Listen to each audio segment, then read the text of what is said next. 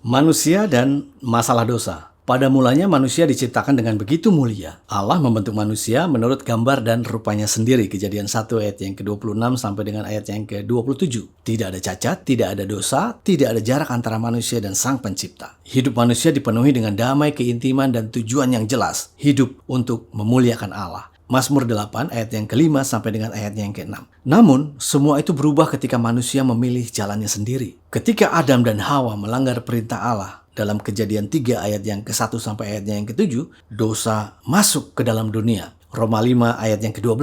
Sejak saat itu, dosa bukan lagi sekedar tindakan, tetapi menjadi natur yang melekat dalam diri manusia. Hati yang dahulu murni menjadi condong kepada kejahatan. Yeremia 17 ayat yang ke-9.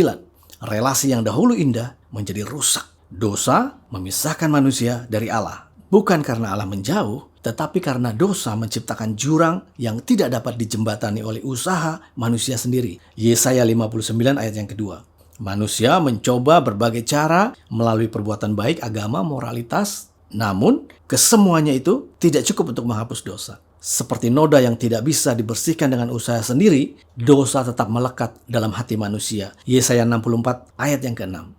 Dosa juga merusak hubungan antar manusia. Yang dahulu penuh kasih kini berubah menjadi saling menyalahkan. Kejadian 3 ayat yang ke-12. Egoisme menggantikan pengorbanan, kebencian menggantikan kasih. Bahkan manusia sering menjadi musuh bagi sesamanya. Dunia yang kita lihat hari ini penuh konflik, ketidakadilan, dan penderitaan adalah bukti nyata dari dampak dosa. Roma 8 ayat yang ke-20 sampai ayat yang ke-22.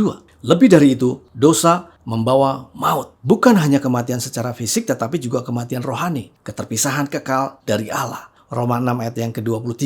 Ini adalah kenyataan paling serius yang sering diabaikan manusia. Banyak orang fokus pada masalah hidup yang terlihat, tetapi lupa bahwa akar terdalam dari semua masalah adalah dosa. Roma 3 ayat yang ke-23. Namun di tengah kegelapan itu, Allah tidak tinggal diam. Karena kasih-Nya, Allah menyediakan jalan keselamatan. Ia mengutus Yesus Kristus ke dalam dunia. Yohanes 3 ayat 16. Yesus datang bukan hanya untuk mengajar, tetapi untuk menyelesaikan masalah dosa manusia. Di kayu salib, Ia menanggung hukuman yang seharusnya ditanggung manusia. Roma 5 ayat yang ke-8. Ia yang tidak berdosa, rela menjadi korban demi menebus manusia berdosa. 2 Korintus 5 ayat yang ke-21. Melalui kematian dan kebangkitannya, jalan kembali kepada Allah dibukakan. Kini, setiap orang yang percaya kepada Kristus tidak lagi hidup dalam hukuman dosa, tetapi menerima pengampunan dan hidup yang baru. Roma 8 ayat yang ke-1.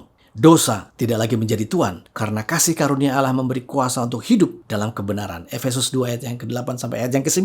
Manusia dipanggil untuk bertobat dan percaya kepada Kristus sebagai satu-satunya juru selamat.